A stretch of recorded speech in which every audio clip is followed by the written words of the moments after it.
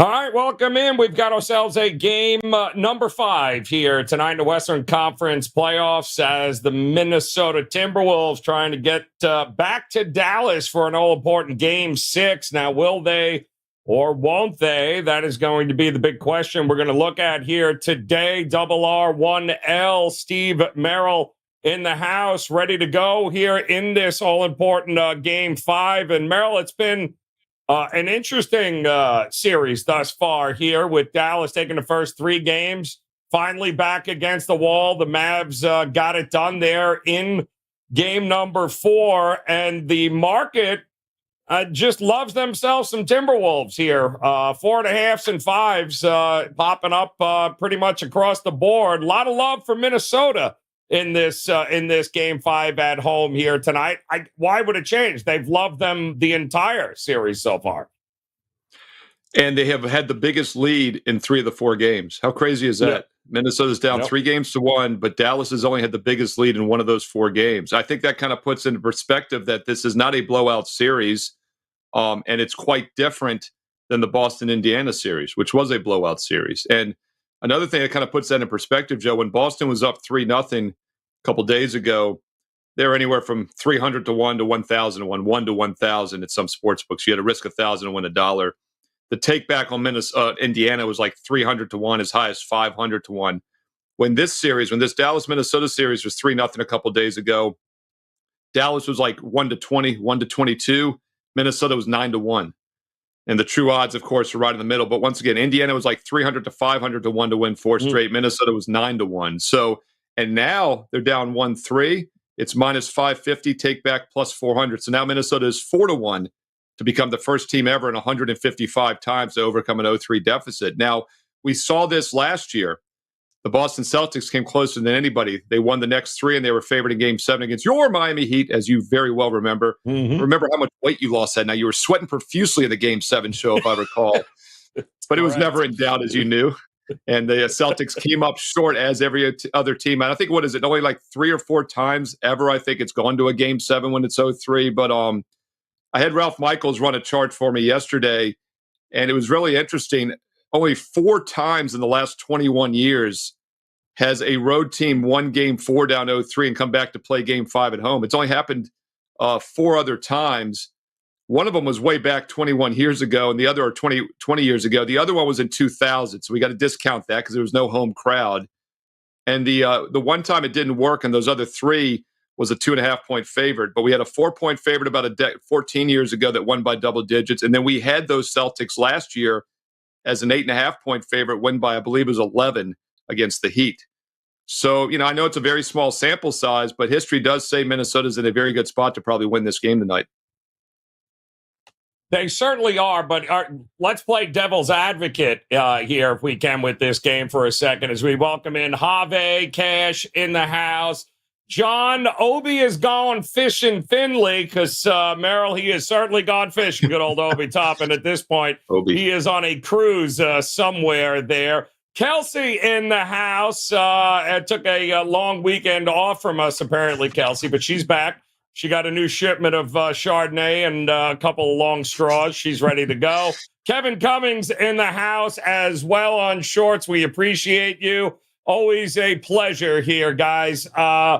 So, Merril, here's the thing that bothers me with all of this with Minnesota. They're 1-4 straight up and against the number in their last 5 at home. They're even worse when they're more than a 3.5-point favorite in the postseason. I think they're 1-4 at home in this postseason. In the meantime, much like the Dallas Stars here, the Dallas Mavericks, 6-2 straight up and against the number on the road in these playoffs. They've won 4 straight. They needed Kyrie and Luka to not hit water if they fell out of a boat. They needed Lively not to play. They needed a whole lot of things to go very well on the offensive side for them.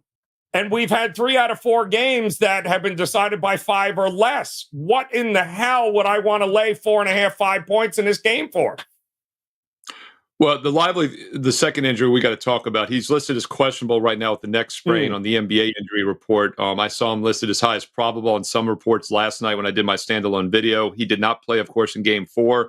he's not a big name guy and he's not a scorer, but he is the down low defense. And Right. it allows Minnesota to get to the hoop more. So he really is the key element to this game, in my opinion. And it's an unknown element because, once again, he is questionable. It's 50-50 if he's going to play. He might give it a go. I think whether he goes or not, he's not 100%, and he probably Right. will be limited. And the stat sheet shows this from their win in game 4. The first 3 games when Lively's in there down low, Minnesota had to take, 49 threes in game 1. They took 31 and 30 the next 2 games. They only took 24 in game 4 the other night. Also, let's not forget, yes, they lost the first 3 games, but Karl Anthony Towns was horrendous. 2 ways to look at it. Oh, it's a bad matchup. He's not playing well. Whatever. This guy's won the 3-point competition before, and he was shooting like 20-some% from beyond the arc. He was 4 for 5 in game 4. I think he will continue to shoot better. And with that said, once again, Minnesota's had the biggest lead in 3 of the 4 games. And yes, they lost both home games, as you mentioned, but they had a 9-point lead they blew in game 1, and they blew an 18-point lead in game 2. Dallas, by the way, never led by more than 3 or 8 in either one of those games. So this is an even series. Minnesota was favored for a reason when it began. And a lot of people were asking me in the video that I did, my solo video, I leaned towards Dallas in game 4. I didn't have a play the other night, but I said I leaned towards Dallas because teams up 3-0 normally sweep, and actually home favorites in that situation had a long-term running record. I had Ralph Michaels run that for me too the other day. The teams were 7-4 straight up in ATS at home in game 4 with a 3-0 lead. And if you think about that, it doesn't happen often because it is considered the weaker team. For them to win all 3 games, the first 3 is unusual. So I thought it was a good spot for Dallas. And I thought the momentum would carry them. The fact that Minnesota played hard, got the win, I think that changes everything now. The T-Wolves know this season is not over, and they're back at home. And yes, they haven't performed well at home, but they will have the energy of the home crowd. And another key element, Joe, that Lively might be out. They brought Max Kleber back in. He did not play well. Mm-hmm. And it'll be interesting to see what they do with him tonight, because I think they're trying to get him ready for the finals, but he was not ready in game 4. No, it's, I think the same thing with Porzingis eventually when we get there, too. They're going to have to figure out a way to get these guys to get their legs under them that haven't played in a while here. It is an interesting dynamic with him having played in that last game there, and how many minutes does he get tonight? But you still needed Luka, Kyrie, PJ. You needed a lot to go wrong for Dallas offensively, and yet you still only won by 5. I'll say this with the total as well, Merril. 209, 210. We have seen the Mavs go up tempo and play with pace and urgency when they're on the road. Luka alone is averaging 31, 9, and 9 on the road here. It's interesting how they seem to slow it down a hair at home, but they have shown during the playoffs they like to play with tempo. And I think Kidd has even said they like to go up a little more tempo here, which will be interesting if that's the case. Is this still correlated, this whole game and series? Minnesota under, Dallas over? Where are we at this point in game 5? Well, it would seem that way because the first 3 games, of course, went over, and Dallas won all 3. And as you said, game 4, it was Minnesota and under. Now, Minnesota is the number 1 efficient defense in the league this year. I say that tongue-in-cheek a little bit because we saw, them give up 3 straight games of over 54% shooting to Denver. We also saw Minnesota down by 20 points, don't forget, in game 7 on the road. In hindsight, I think that Denver series took a lot more out of the Timberwolves than we realized. We talk about teams struggling the first game off the altitude, coming back off the thin air. They did play a lot better once again in game 2. They had an 18-point lead. They should have won game 2. They had an 18-point lead. Dallas never led by more than 3. Ended up winning that game by 1. But you do wonder now, maybe they're starting to get a little bit of rest. They've been out of that altitude for a couple weeks, and they get renewed energy. So I do think that's why they're favored tonight. I still lean over in this series. I actually had best bets in games 1 and 2 over. Strong best bets for my clients at WagerTalk.com. Stayed off the total the last couple games because the odds makers bumped it from 207 up to 210, 209. My rescore model has actually slowed down in this series the last couple games. So I'm not going to be on the total tonight as a strong play, but I would lean over still. And I think you're right. Dallas might look to push the tempo a little bit. And once again, if Lively is not in there, less defense down low, probably better offense without him on the court. And I think that does open things up. I know that game 4 didn't get over in that situation, but like you said, Dallas shot 42% from the field, and it still got to 1 at 205. And let's not forget Minnesota, who's the better free throw shooting team coming in, 78% on the season, missed 9 free throws, hit just 64%, and it still almost got over the total. Yeah, no, it's it's kind of gone according to what we thought it would go into, except for the fact that Dallas wins both games on the road to start the series. But certainly the correlation between winning, covering, and the total has certainly been there. Lord Farquaad in the house here tonight. Good to see you there. And Tom Murphy says Timberwolves win. It's going under here, which would seem to be certainly something I think we could all wrap our head around. But to the point of Dallas has seemed to have gone up tempo a little bit more on the road, and it's actually paid dividends for them because they are 6-2 on the road in the playoffs. So they seem to go a little more faster paced here. They made some adjustments, though, Minnesota, right? So they've taken that looks like now you've got Doncic being covered by Anthony Edwards. It looks like McDaniels is on Kyrie. It's one game. Can we say that what a great defensive movement? It worked in the last game, but how much of that was the defense and the assignments versus just, hey, they didn't have it in that game 4, and it happens in a 7-game series, Merril. Yeah, I mean, Kyrie still got a lot of shot attempts. He was 6 for 18, but what's interesting to me, he was 1 for 6 from 3. And I think the 3-point shooting is not necessarily defense. You just have on or off nights. But Kyrie's one of the best finishers ever in the NBA, and he was still just 5 for 12 from 2-point range. So I do think maybe you're onto something there about them taking him out of the game a bit. And I'd be hesitant with the Kyrie points prop. Again, we saw him underachieve really in the last couple rounds.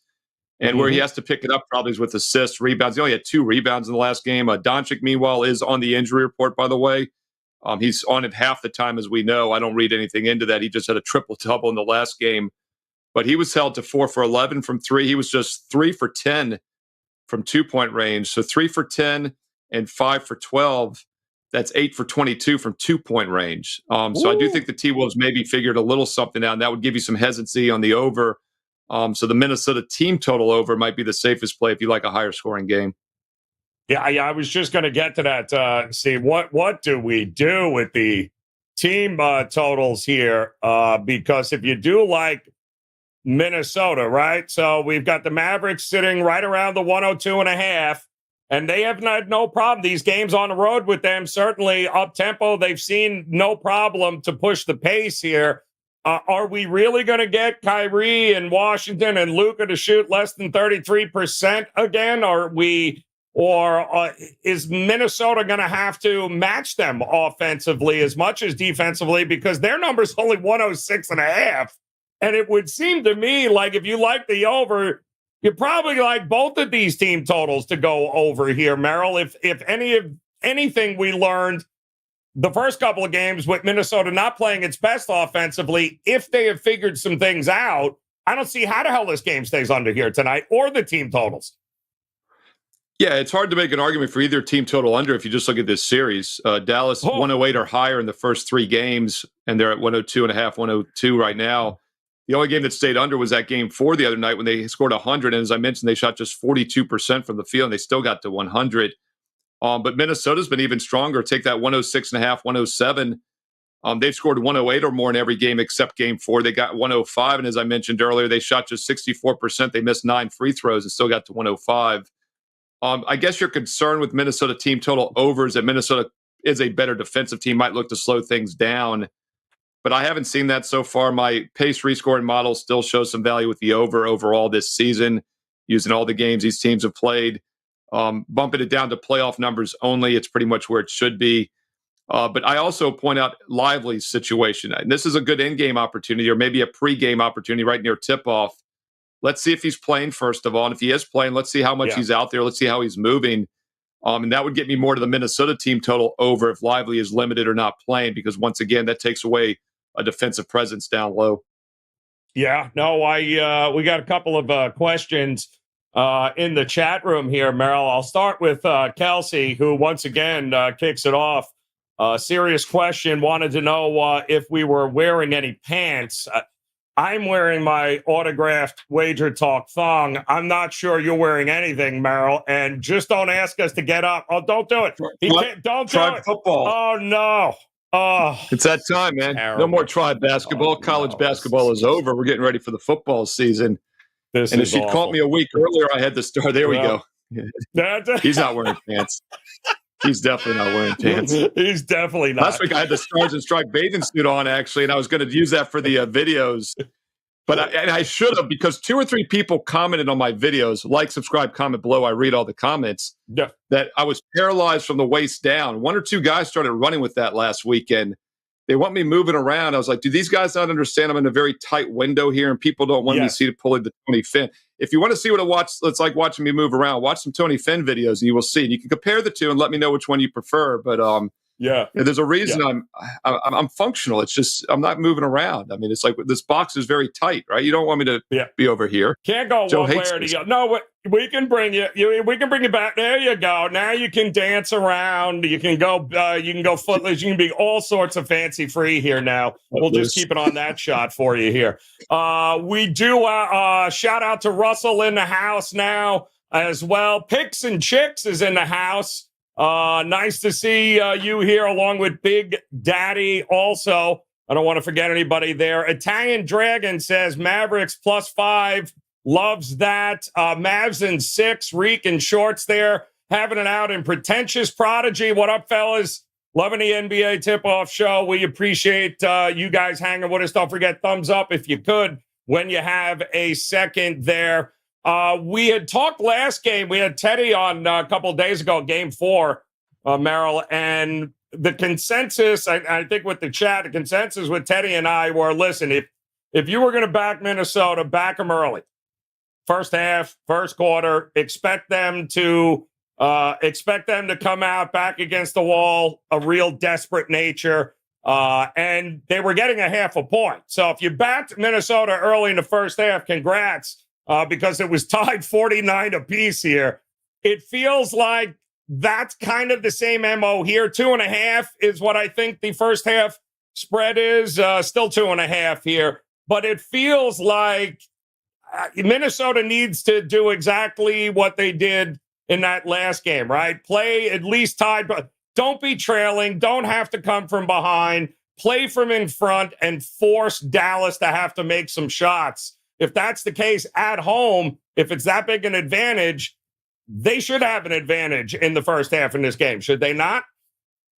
Well, it's been the better play so far in this series because Minnesota lost both games 1 and 2 at home, and they actually were winning both games by 3 and 12 at halftime. So you're no question they played better in the first half than overall in the first 2 games.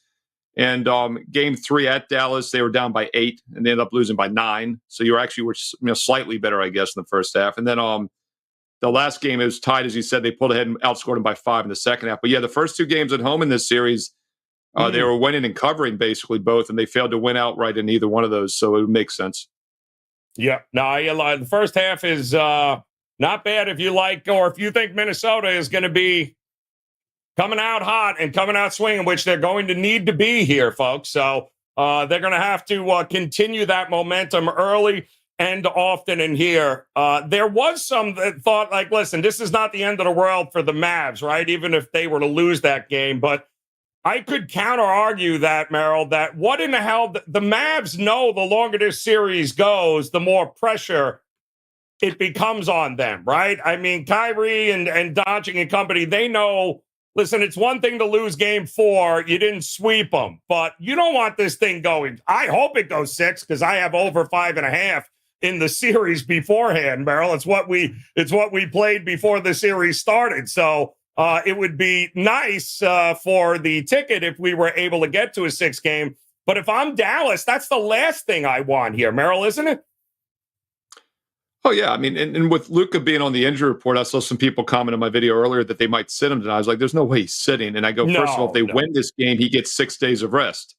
And if they lose this game, he's only going to have 4 days of rest. And if they have to go to a game 7, he's only going to have 2 days of rest. So, yeah, there's a lot of urgency for that reason, more so than ever since Boston swept. So they're sitting there waiting at home. And Dallas is going to have to travel to Boston. Game 1 is in Boston, regardless who wins this series next Thursday night, a week from tonight. So, Dallas wants to win just as much as Minnesota. I do think the home crowd could spark them early, so the first half makes sense. And just some math to put in perspective that, minus 500 take back plus 400. True odds are saying 18%, and I think that's spot on because Yep. Just using the money line tonight, minus 190, take back plus 160. That means Minnesota has about a 64% chance of winning straight up tonight. If they win tonight, win in Dallas, it'll probably be at least 65% in Game 7. They'll be a bigger favorite probably. So the two home games alone are like 41% to win them both. Say maybe a 45% chance to win as a small dog in Game 6. It comes out to 18%. So the futures market is spot on. I know it might look strange to see a team down 1-3 at only 4-1, but yeah, this series is not over. And you would think that a young team and an inexperienced team like Minnesota would be done. You also would think they wouldn't do well on the road, and that has not been the case. They won more games at Denver than they did at home, and that's been the case in this series as well. So tonight's a big game for Minnesota and Dallas, and I think the Mavericks realize that. Yeah, no, there's no way the Mavs want anything to do with a Game 6, so I would absolutely anticipate maximum effort from them as well. And what is your thought, Merril? Is the longer a series like this goes, does it favor defense? Does it favor offense? Because it only took Minnesota and Chris Finch 3 games and 3 losses to figure out maybe we should mix up what we're doing defensively here and maybe drop back Gobert a little bit, and maybe we should put Edwards on Doncic, who's not going to run by him, and maybe put the longer, lengthier McDaniels on Kyrie and see what happens. But Jason Kidd's got to make that move here tonight, right? He's got to counter that chess move. So as the series goes longer, does it favor defense? Does it favor offense? What do you think? What do you think happens here? I think it definitely favors defense, and that's another reason Minnesota's still in this, because they are the better defensive team. And, historically, Game 6s and 7s have been pure unders, about 60% unders on the blind. And we'll talk more about that if we get a Game 6 or 7 in this series. So that tells you that Game 6s and 7s are defensively oriented, and that makes sense. Elimination games in general, the defense comes out. And, oh, by the way, let's not forget Game 4 was an elimination game, and it went under. So that's not a coincidence either. And I keep talking about how Minnesota's the number 1 ranked defense all season. And I say that tongue in cheek because they allowed Denver to shoot, those 3 straight games from the field. They allowed 54, 57, and 55%. Well, let's not forget the next 2 games after that, Game 6 and 7, when they were facing elimination for the first time this postseason, they held Denver to 30% and 41% on the road. And look what they did in their other elimination game the other night. They held Dallas to 42%. So the 3 times the T-Wolves have faced elimination this postseason, that number 1 defense is allowed 42% or less all 3 times. So I do think there's something to that. I like what you said about the matchup changes, and that's why I'm staying off the over tonight. I was on the over in games 1 and 2. I've been leaning that way since, but I do think Minnesota's made some defensive changes, and they are the best defensive team in the league. They have the Defensive Player of the Year. That's another reason this series is not over. Yeah, no, it's far from over. I mean, nobody thought we'd be in a spot where it was about to get swept, although I know a lot of folks thought Minnesota was going to be sweeping Dallas, but that did not happen. And now, of course, they got a little bit of momentum, seem to have figured a few things out, and we got a whole bunch of questions on some guys here, Merril, for the prop betting market, but we want to welcome in Apex Finance in the house. Joining us in YouTube Shorts here. Welcome in, my man, Johnny Myers. We'll get to Luka and his props here for a second. Keep it real, Diamondbacks versus Mets. Oh, Danny, wrong show, but we will have an answer for that game here in just a minute.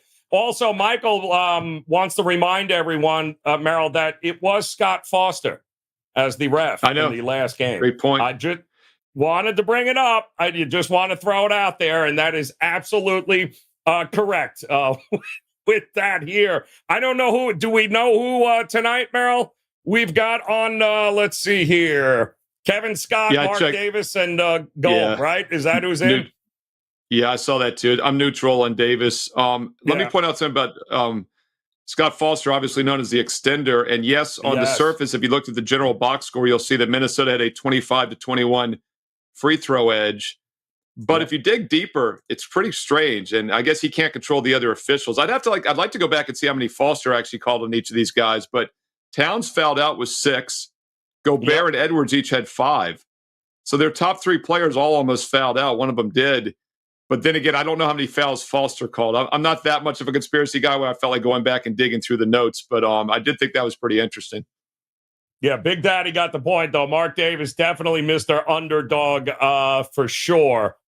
in this one here. Shout out to RichLock21 on IG, doing a little day drinking, hanging out. Wants to know what we all think about the Mavs getting 4.5. Well, I'll tell you this, and this goes with Lauren Lynn on Instagram as well. Merril, if you're going to take the 4.5 or even 5, which it might be available here before tip-off, it does appear that all of the percentage tickets, percentage money does appear to be on Dallas. So the public is on the dog here tonight. Is that what you're seeing?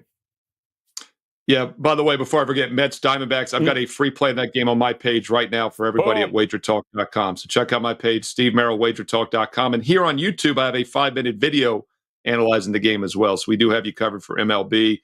Yes, thank you, John. I meant to bring that up earlier. Ding, ding. Red flag alert. Yep. Dallas is a public dog in this game. Yes, and we've seen some sharp money on Minnesota. So I'm not going to only say Dallas is a public dog, but I think we might have a sharp square divide on this game on top of that with some sharp money on Minnesota. And to answer the plus 4.5, no, you should not take Dallas plus 4.5. And that's not because I like Minnesota necessarily. It's because, like you said, Joe, there are several 5s out there already. In fact, if you look at the Wager Talk live odds screen, you will see some 5s already.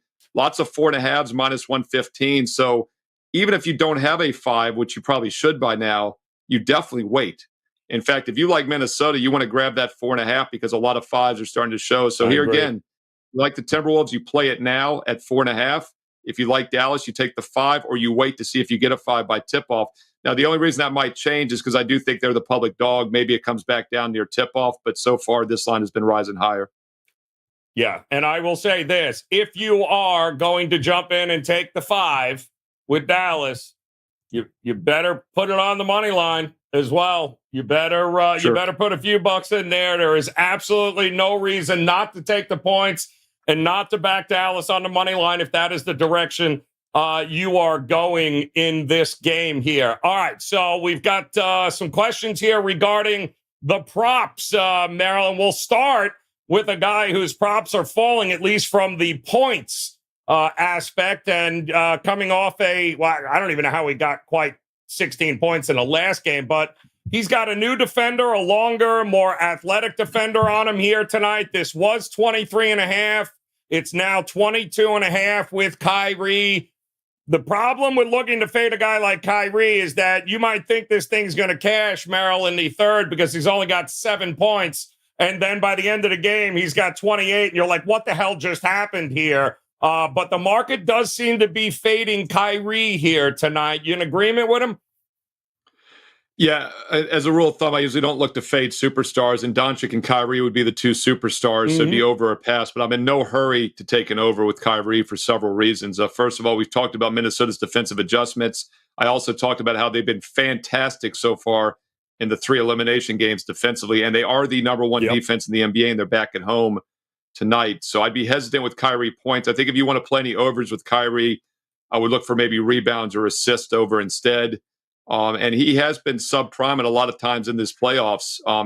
He was pretty good in the first 3 games here, 30, 20, and 33.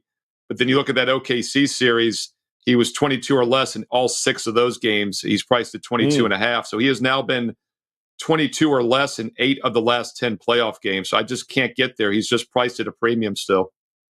Yeah, no, it's he's way on the premium. We have, let's take a look here first and foremost. This has also come down from last game. And by the way, this PRA for Doncic started at 50.5, I believe, in game 1, Merril. And then he didn't hit it, but they ended up winning. But he did hit it in the last game, and they ended up losing because it was 48.5. Now we're looking at 47.5 here. There were some questions, I believe, in the chat room there. I believe it was Apex Finance. That wanted to know about, well, he's got 9.5 boards is what that's listed out. The thing with Luka, and we gave you those numbers earlier, on the road, they play with a little more tempo. He's averaging 31, 9, and 9 on the road in the playoffs here. So obviously he's got no issue being in Minnesota and being able to cover this number here. 30.5 is his point prop again tonight. That's what it was in game 4. But the whole PRA's come down here a little bit. God, I couldn't imagine trying to sweat out an under on a Luka PRA in a closeout game here. No, I don't think there's any time unless I think he's injured or going to have limited minutes. I'd be playing any Luka's under, especially in key games. By the way, he's had double-digit rebounds, 10 rebounds or more in 7 of the last 9 playoff games. He's priced around 9, so I do like the rebounds prop over. His points is around 30.5, I believe. He had 32 or more the first 3 games and had only 28 in that last game. And as I mentioned, he did not shoot well from the field. He was 7 for 21 and still got to 28 points. So Luka over would be the only way I play any of his props. Yeah. Next up, we've got Karl Anthony Towns here tonight. 19.5. It was 20.5, Merril. In the last game here, it's back down to 18.5 in the last game. It's now come back up here, 19.5 in this game for Towns. And I'm with you. The whole foul trouble thing was crazy between Karl Anthony Towns, Edwards, Gobert. And Karl Anthony got his 4th or 5th? What is still in the 3rd in that last game here, but it didn't stop him from making a few shots. You would think he'd be more efficient at home, right? But not in this series. We haven't seen him play very well at home. Yeah, I liked him over in Game 4. I mentioned it for free on my video the other day on Tuesday, and I mentioned it again in my Game 5 video. And he went over despite, as you said, playing with foul trouble. Had only 29.5 minutes. And he still got over his point total. He ended up with 25. Now, to put that in perspective, he'd had 16 or less in each of the first 3 games. But it wasn't because he was being limited. It's because combined, he was 3 for 22 from three-point range. 3 for 22 the first 3 games. He went 4 for 5 in Game 4. I think he continues to shoot well. This guy won the three-point competition. He's not a bad shooter. And when a guy's 3 for 22 and I see him turn the corner like he did in Game 4, I think that's the buy sign. Anthony Towns over prop for me in points, 3-point props, whatever you want to look at. I look for him to have a good game here. Yeah, not a bad look there. And then, of course, a couple of good points being made in the chat regarding the one and only Anthony Edwards here tonight. 28.5 points, Merril. The dude had 29 points in Game 4, but here's the rub. It took 25 shots to get there. And he is ass from the foul line. And this whole team is ass from the foul line, which is another reason that gives me pause thinking they're going to win by margin. They can't hit a free throw. And Anthony Edwards is going to have a chance at some point in this game to pull away at the free throw line. And boy, that's a big ask for them to be able to do that. But 28.5, he's got to be better than 25 shots and 29 points. Does he not, Merril? Yeah, look, the last 2 games, he's 9 for 14. That's like in the mid-60 range. But he was 4 for 6, 5 for 8. So he missed a couple, 2 or 3 in each game. But for 6 straight playoff games before that, he shot 88% or better from the line. So I think back at home, he's fine. And he's another guy that's due for an upside. And I'm not looking to play a superstar under when they're at home in a favorable situation. And even with the limited shooting from the free throw line the last game, he still got to 29, like you mentioned.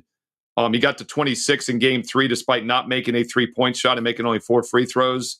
So there's still plenty of upside with Edwards as well. Yeah, plenty of opportunities there with him.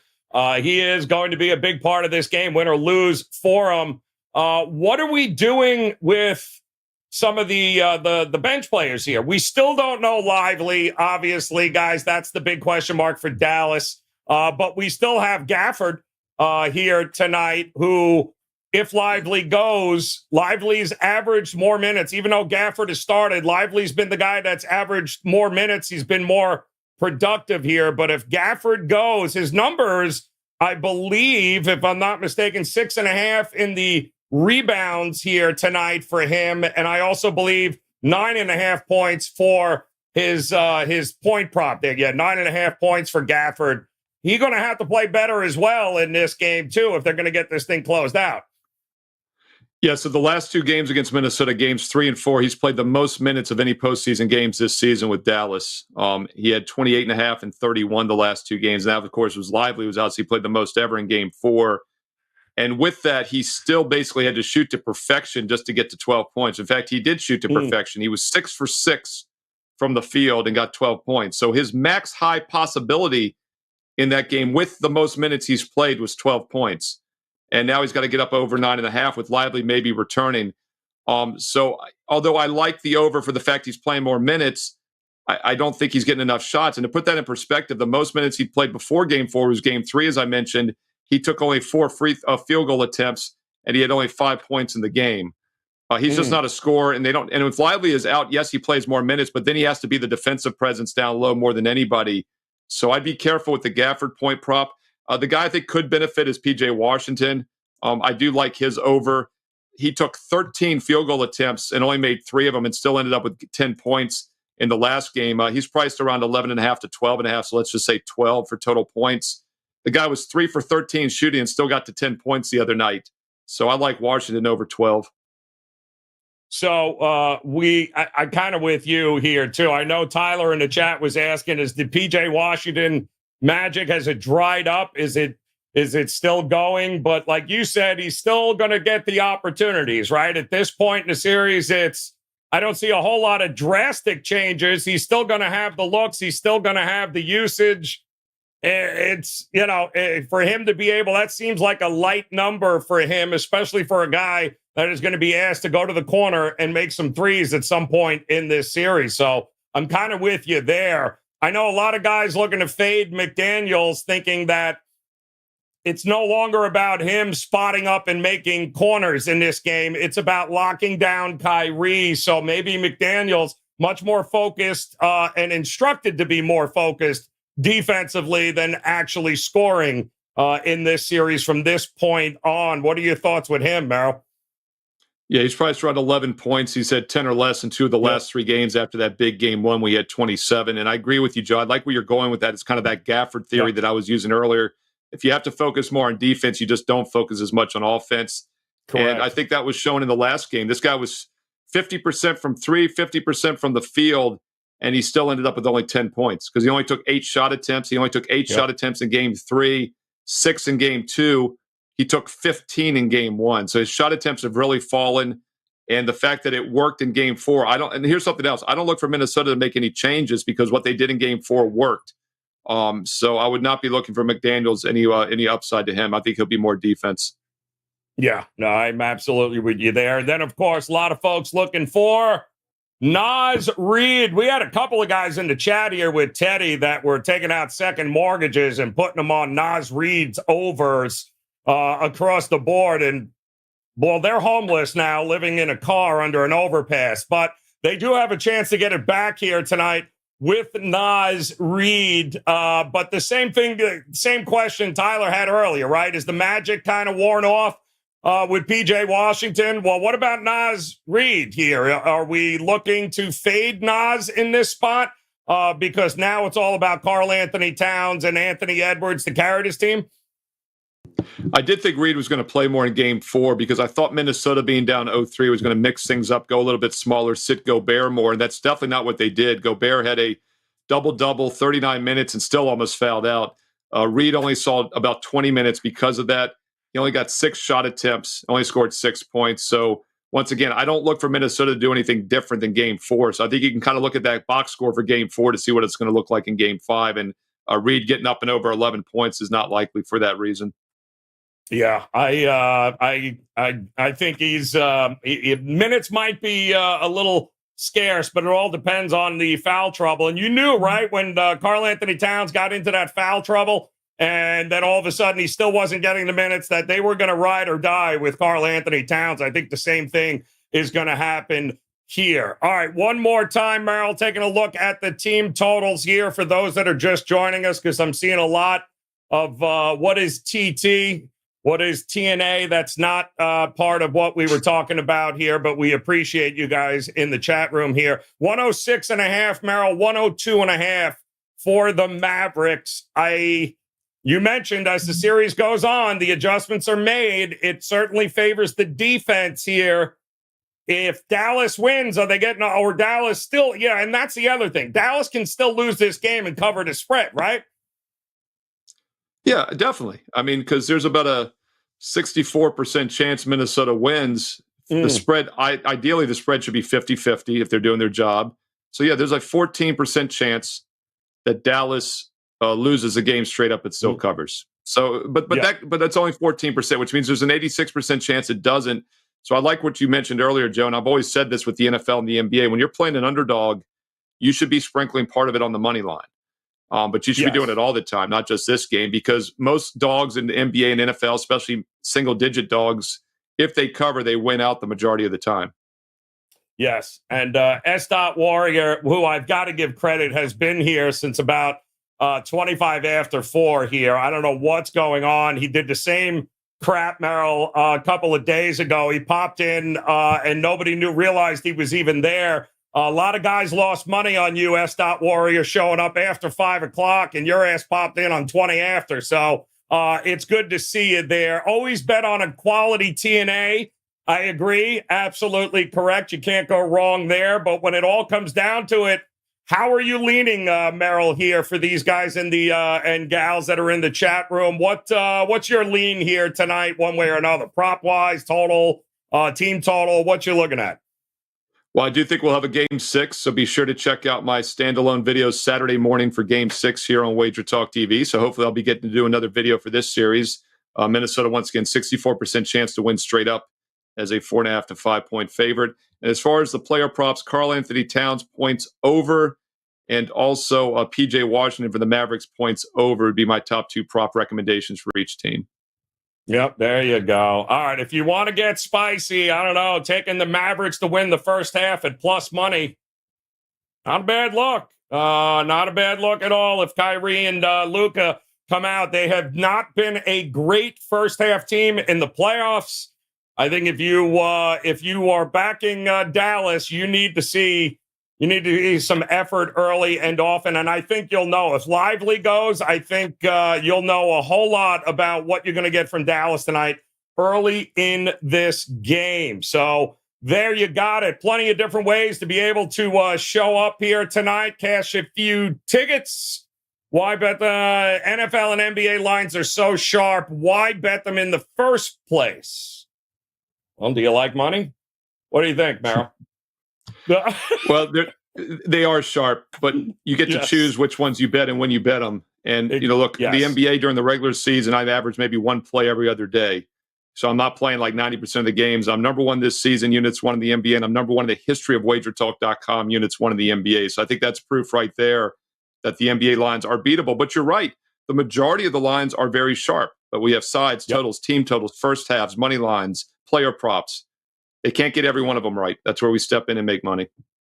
Yeah. It's this WagerTalk thong is getting sharp right now. Thanks, Kelsey. We appreciate it. There you got it here, guys. Double R, 1L. Merrill, locked and loaded tonight. You got Major League Baseball. And don't forget that Mets Diamondbacks is a free play on your page right now. Yeah, check out the free plays. They're hitting over 60% this month, and they're always opinions that just missed the cut. I'm very selective. 1 to 2 best bets a night. I've got 2 best bets tonight. They're each 25 or a 2-for-1 special for 29. That means you're getting the second play for just $4 more. And you get that bonus free play in the Mets D-backs game available right now on my page. And while you're there, check out that summer special. The 2 for 29 is okay, but if you're serious about winning, why not get the price down to less than $6 a day for the entire summer? All sports. It gets you into the first week of college football into Labor Day. Works out to about $3 a play for this entire summer. Check that out right now. Steve Merril, WagerTalk.com. Picks and chicks are the thongs in the merch section. I nearly pissed myself. Outstanding stuff across the board, guys. A life in Vegas. RJ in the house. Reek here. Glava, thank you so very much. Catch you slipping. Big Daddy Russell, you guys, fantastic. I hear you, Julio. He says, we'll see you next Thursday. I see what you just did there, Julio. I see what you did there. But either way, guys, if there is a Game 6, we'll be back tomorrow for a little Friday edition, looking ahead. And, of course, last call is on Saturday. But until then, Have and Company, go cash them damn tickets here tonight, guys. Come back and join us again. We'll see you at the NBA Tip-Off Show, powered by WagerTalk. Good luck here tonight, guys.